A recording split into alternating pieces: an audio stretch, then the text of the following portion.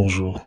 Alors, nous sommes aujourd'hui le mercredi 19 novembre 2025 et je voudrais faire un commentaire rapide de l'évangile du jour, qui est l'évangile selon Saint Luc au chapitre 19, versets 11 à 28. Et dans cet évangile, Jésus dit dans une parabole, on donnera à celui qui a, mais celui qui n'a rien se verra enlever même ce qu'il a.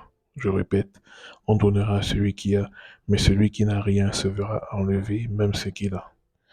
En réalité, dans tout évangile, à chaque fois que Jésus prend la parole, il nous invite à contempler la gratuité de l'amour de Dieu et sa gratuité, sa fécondité, cette fécondité qui a existé d'abord à l'intérieur même de la très sainte Trinité.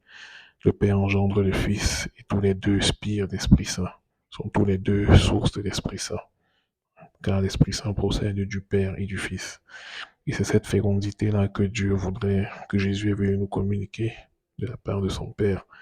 Il le dit lui-même, comme le Père m'a aimé, moi aussi je vous ai aimé. Dieu voudrait que nous soyons féconds, que cette grâce qu'il nous a donnée au moment de la création et qu'il a confirmée au moment de notre salut, de la rédemption, accomplie par notre Seigneur Jésus-Christ, puisse porter des fruits alors que nous sommes dans le temps de l'Esprit Saint.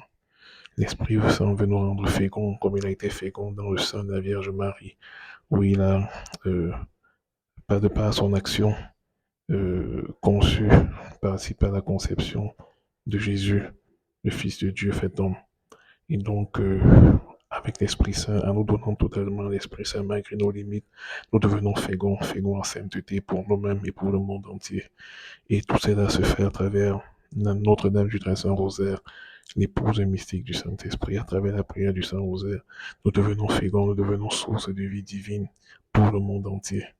Alors confions-nous entièrement au Saint-Esprit, à Notre-Dame du Très Saint Rosaire qui veut nous sanctifier, nous aider à sanctifier le monde entier. Amen.